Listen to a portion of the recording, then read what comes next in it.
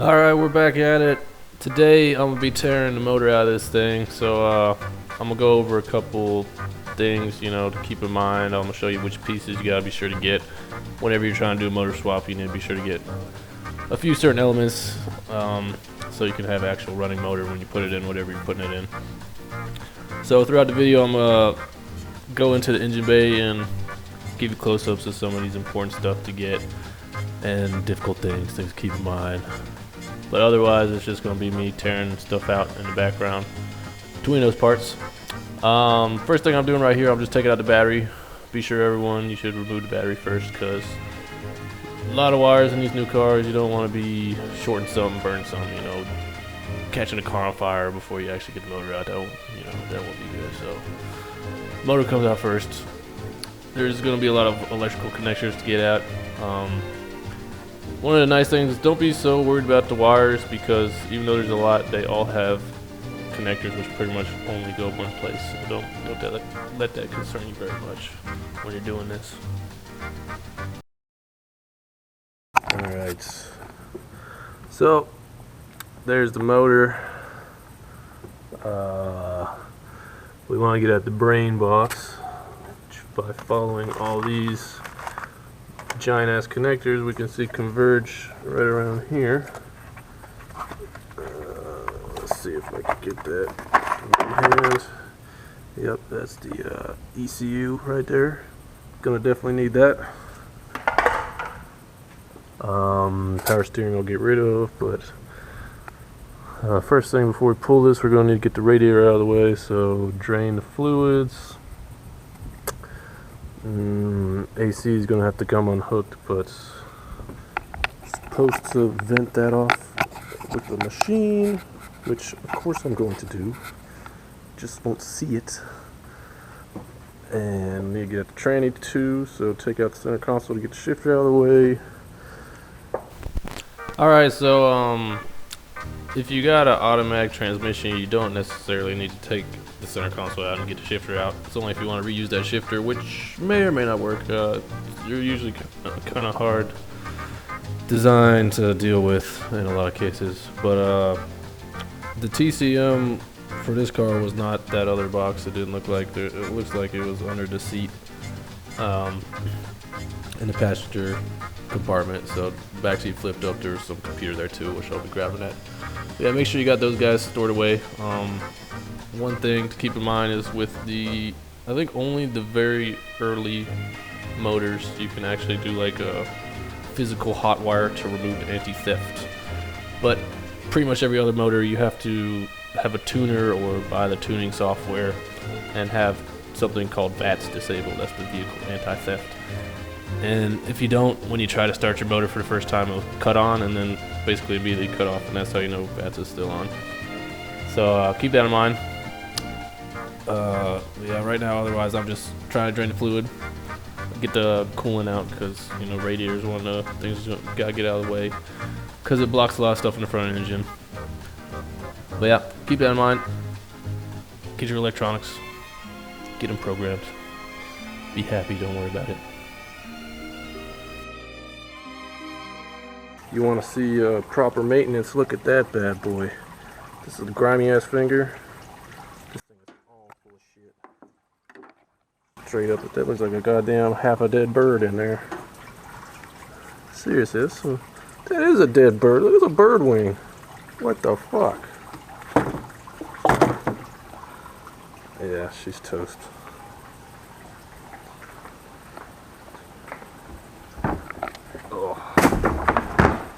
That shit out of here. Clear up some space in here. This you definitely need just a math right there. Definitely need that. Don't need the rest of the shit. Keep it clean, because yeah, it flowing is very critical for its accuracy. Put that there. Still draining. Alright, all this shit, you don't fucking need it. Unless you have a truck and can fit it.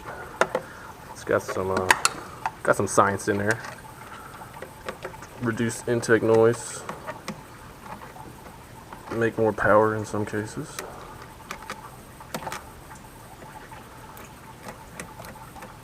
There's one hand action.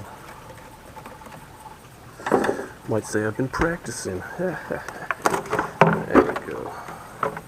This is a PCV. That's PCV. Inlet something. Shit over here. Get it out of here. Alright. Now we can see the throttle body. A little dirty in there. Probably got to do that air filter. Big ass truck manifold, and I can really see how tall that thing is. I'm not going to fit at all. Oh. I'll put a cover on that. I don't want shit getting in there. Alright, so now I'm just getting something to cover up the throttle body. I just use some saran wrap, and then afterwards I got a couple zip ties and zip tied that thing shut. You want to be a little careful with the throttle body. Some of them, you know, if you move the blade, it'll kind of mess up the setting. So that's one thing to keep in mind. Try not to be touching the blades or anything. It's pretty important for your throttle response to keep that clean. Some people might want to swap out a cable throttle body. I am against that. It's very easy to just take the pedal out and hook up a couple wires rather than routing, you know, cable. So keep that in mind. Alright, this is the brains of it all. Should be these little locking red tabs. You push them in, and it should let you push this, pop them out. Let's see. Oh, never mind, pull them out. There we go.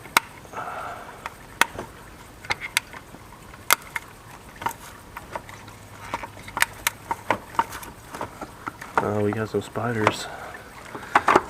Now these guys come out.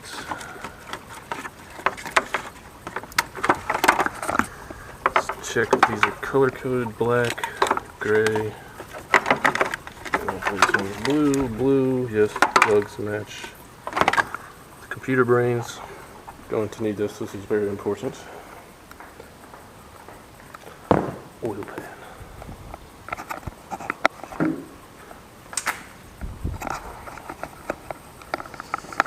Alright, so you want to make sure you keep all these intact. There's also this computer here.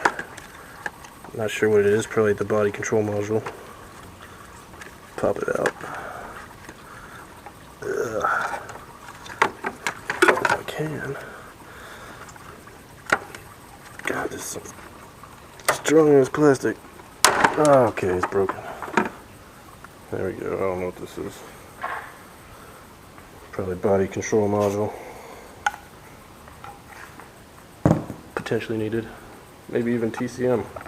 I don't know if this thing has TCM, external or internal.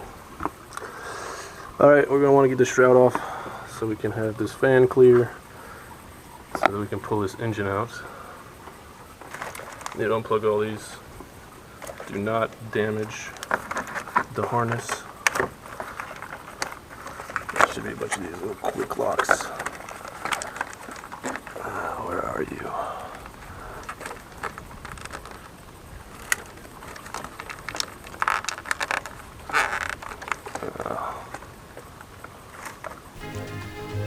Alright, so you're going to need to get a couple things out of the way after this. For me, I'll start conquering this radiator.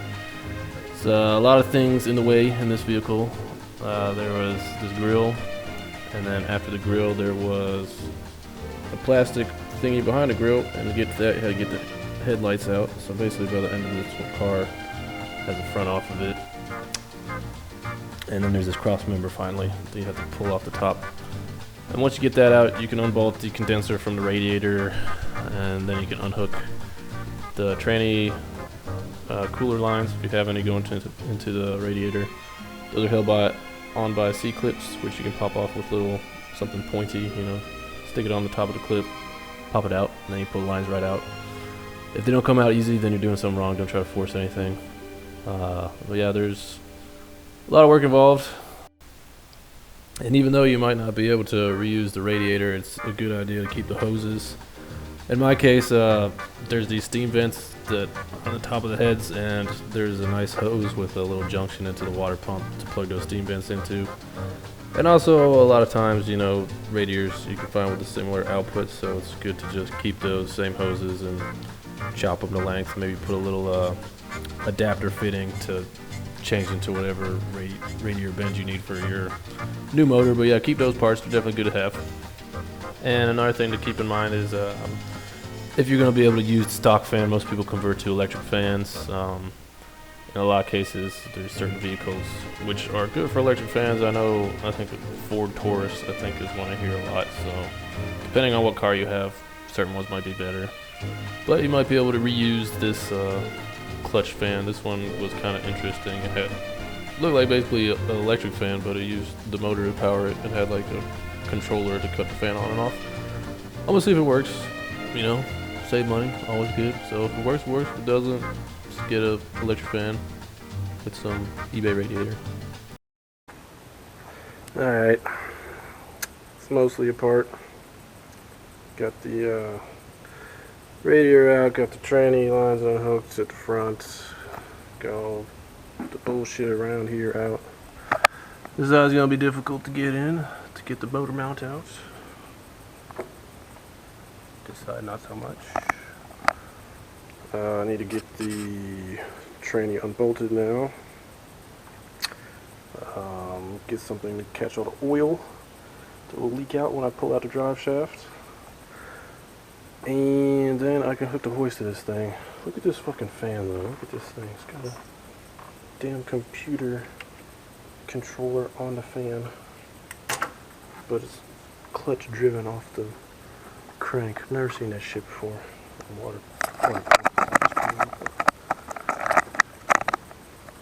Very freaking annoying. Looks like a giant scroll fan too. If you need any of these parts, let me know. I don't want any of this shit. I just want the horsepower, and you see that? Oh, now you can start to see the aluminum. Aluminum block. Oh yes. That's what this is all for. And by the way, if you guys are wondering, there's a whole bunch of different LS motors out there, you know. Some of the main things to keep in mind, there's the trucks and the cars, and there's the iron and aluminums. If you just Google LS Wiki, there's a wiki page with all the different models, so you can find which cars had which motors and what you want. There's some which have variable valve timing. A key thing, at 2007 they switched from like Gen 3 to Gen 4. Gen 4 had better rods and pistons and more desirable. It's just better design overall. So probably whatever you get, you're probably going to want to try to get Gen 4. Usually they use a different camshaft bolt though, so keep that in mind. They I think switched from a 3 bolt to a 1 bolt, so you'll only be able to use 1 bolt cams such as LS3, which is an awesome cam. And if you haven't guessed, this is a Gen 4, so I do have LS3 cam ready. That's the thing I love about LS3 is it's got all the best, latest performance stuff, but for some reason everybody wants to upgrade their new Camaros, so the parts are out there used cheap, and even new cheap, so yeah, keep that in mind. Good way to save some cash. And right now I'm actually pulling out the drive shaft, another thing that's cool to have. You want to see something nice? You ever encounter trying to remove a drive shaft and having these cups fall off and all the pins fly out? Look at that. I put a little crossbar in there to hold the two together so they can't come off. That's pretty awesome. Also, this is one badass drive shaft. Weighs like 1 pound.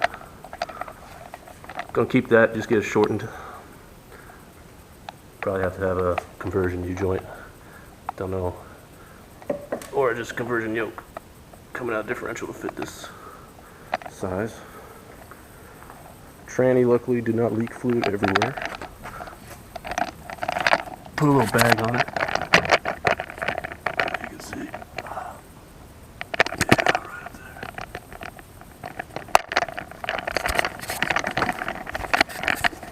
zip tie bag to it so it doesn't leak.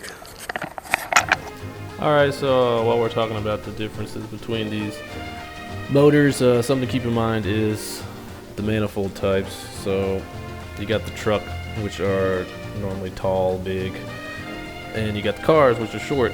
A lot of cases the trucks are really nice manifolds. If you can fit them, they flow very well. You know, you get some good low end power, and on some of the like LS2 Trailblazer one, you get some good everywhere power. But otherwise, it's basically there's the LS1, the LS6, and LS3.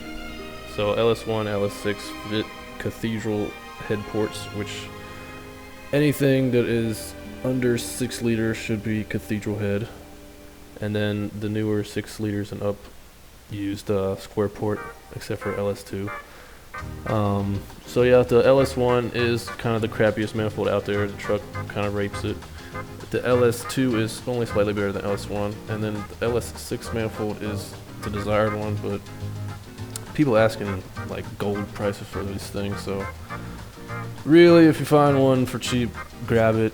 Otherwise, the truck is the best bet. Another thing to keep in mind is the throttle body at the front.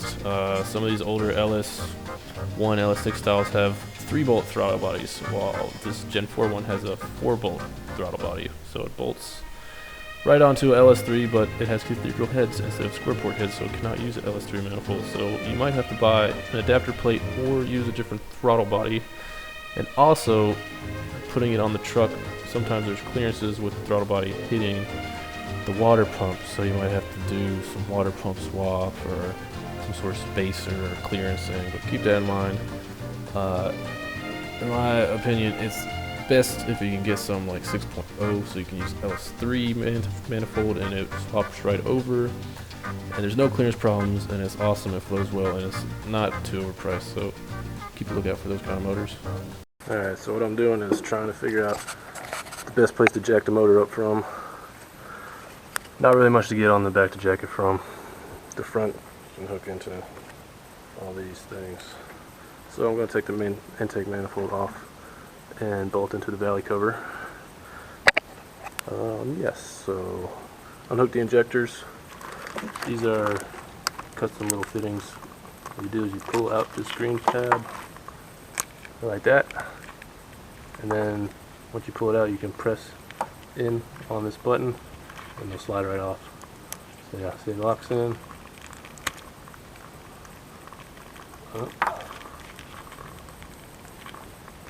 Unlocks.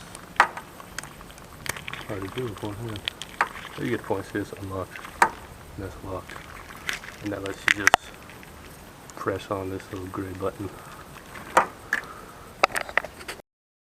So that's, yeah, another thing to keep in mind is those actual plug connectors for the fuel injector. So I'm not sure off the top of my head, but you need to look into it. Certain injectors from the earlier cars versus the trucks versus stuff have different actual plug connectors on the injectors. They sell little cheap adapter things on eBay for the wires, or you can swap out some weird stuff to like the actual O-ring on the fuel injector. But one thing I will let you know is that my other motor is a 6.0 LY607, so it's 4th gen, and those injector plugs are the exact same as the LS3, so it works just right. This one looked like the same kind of plug.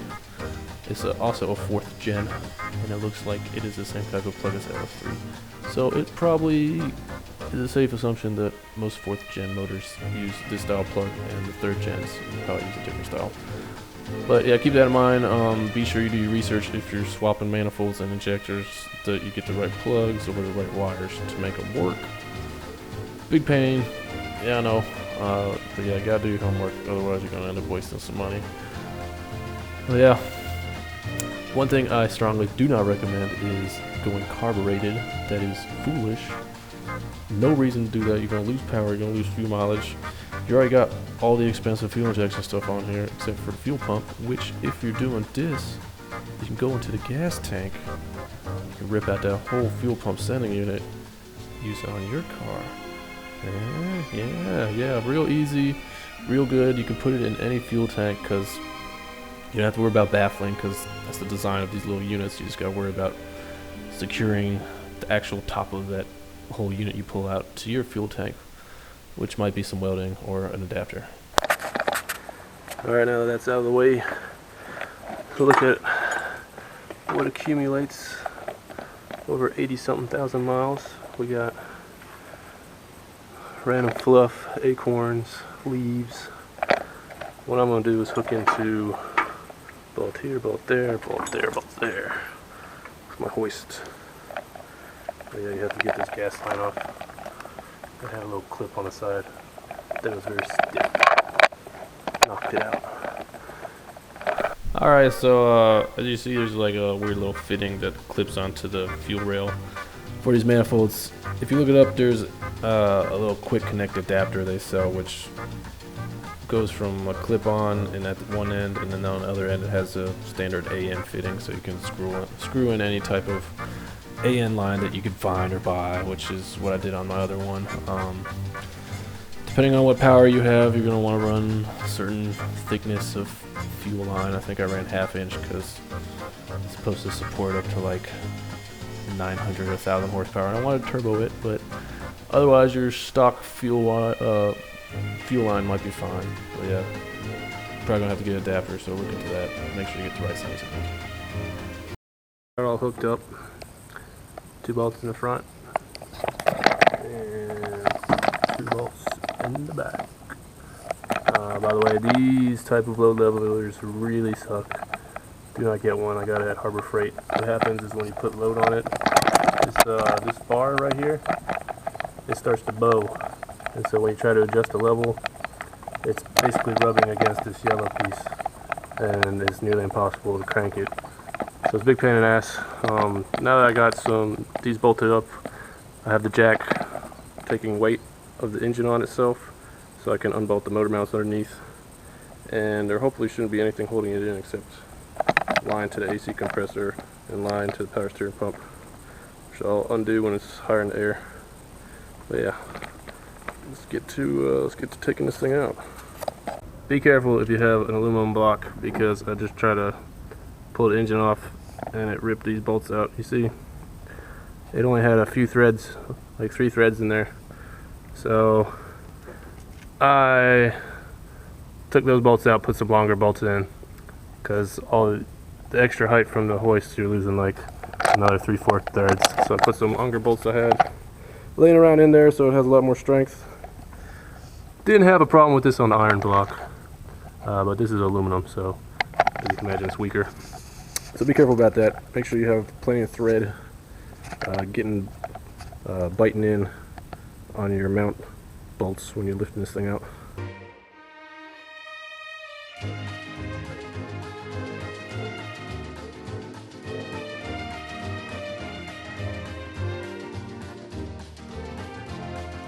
Supposed to vent that off with the machine, which of course I'm going to do. Just won't see it.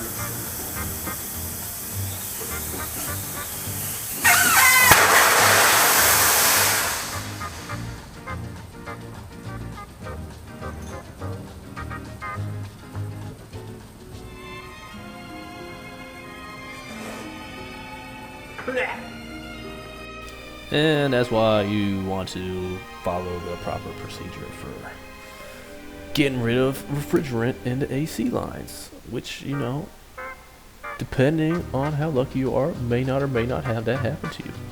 Which, of course, I did this all according to the book, and that was planned, didn't just get a face of green stuff, in my mouth, but that's what happens. There's always some surprises doing this stuff, so be prepared and keep working, because you're gonna have to work a lot to get this stuff done. We're at the 2% completion mark right here. Once you got this done, you gotta do the same thing with your other car, and then you gotta put it in, and then you gotta wrestle with the fitment. You gotta wrestle with those little bits, getting all the sensors hooked up, debugging some things, making sure you have fuel pressure, oil pressure, gauges, all that kind of stuff. But it is worth it. It is definitely worth it. Alright, so unfortunately, camera ran out of space when I was pulling this thing out for the last bit. You got to miss Mika helping me out, pulling it in our struggles. But it's out. This is what it's all worth right here. V8 horsepower, all aluminum. Oh. If you're wondering why I'm not worried about blocking off these ports, it's because the heads are coming off. Have to change out the valve springs, clean them up for the cam swap. So not too worried about that. Also, my little tail condom popped off when I was pulling it out. Put a new one on there. So yes, got some spills, a little bit of leakage. Oh, it's raining. You can see shiny spots. But she's out. Good to go. Need to find a wrench big enough to fit that fan bolt.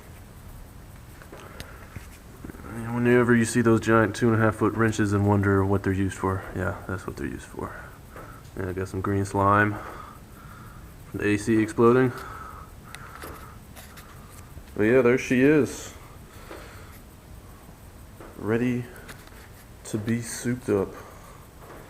Next step, I'm gonna put this thing on the engine stand, break the transmission off, break off all these front accessories, start tearing her down, swap the cam, clean it up, swap the oil pan. Surprisingly, this oil pan doesn't look too deep in comparison to the normal truck pan. Yeah, that's what we're here for. Someone asks you if you want to pay extra money to have your engine pulled out. Just think about it, because yeah, it's quite a bit of work. Yeah. There it is.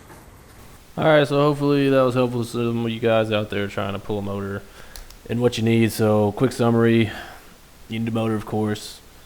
If you want to use electric throttle body, be sure to get the gas pedal. Be sure to get the ECU regardless. And if you're going to use an automatic transmission, be sure to get the TCU. Some of the newer ones have ones built in. And also be sure to get the mass airflow sensor off of the intake stuff. And that's pretty much it. One more thing, oxygen sensors. Try to get the oxygen sensors. They're on the piece of exhaust after the headers. So yeah, that's one more thing. Drive shaft potentially. And also, if you're going to go that route, the fuel sending unit, and that should be pretty much all the pieces you need to swap it into any type of vehicle you want.